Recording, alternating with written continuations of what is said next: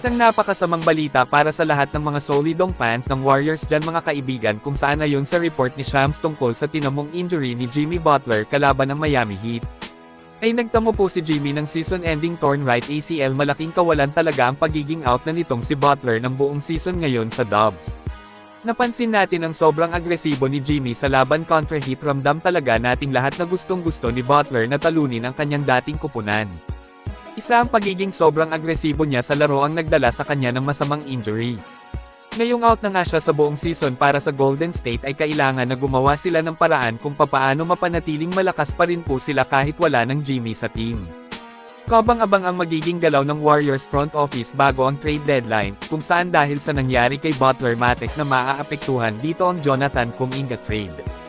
Sa tingin ko mahahati ang isip nila patungkol kay JK. Alam naman natin na nag-request na si Kuminga ng trade paalis sa GSW ayon yan mismo sa report ni Shams.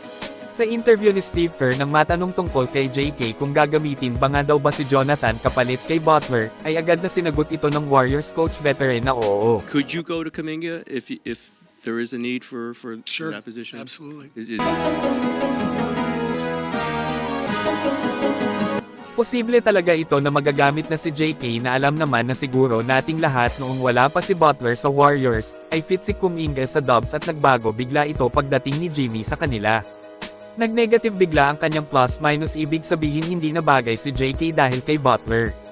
Ngayong wala na si Jimmy Butler ngayong season ay matik magagamit na ulit nila si Jonathan Kuminga. Ang huling tanong kung magiging epektibo pa din ba kaya siya sa GSW. Kabang-abang ito at ito na rin yata yung tamang panahon para ipakita ni Kuminga ang kanyang husay na pinagmamalaki ng agent niya. Well, tingnan natin kung ano ang mangyayari pa sa Warriors ngayong season. Nasa mataas na level pa ngayon ang nilalaro ni Steph kaya dapat hindi nila sayangin ito. Kayong mga kaibigan, ano ang masasabi nyo sa Warriors ngayon? I-comment lang po yan sa ibaba at akin pong babasahin yan.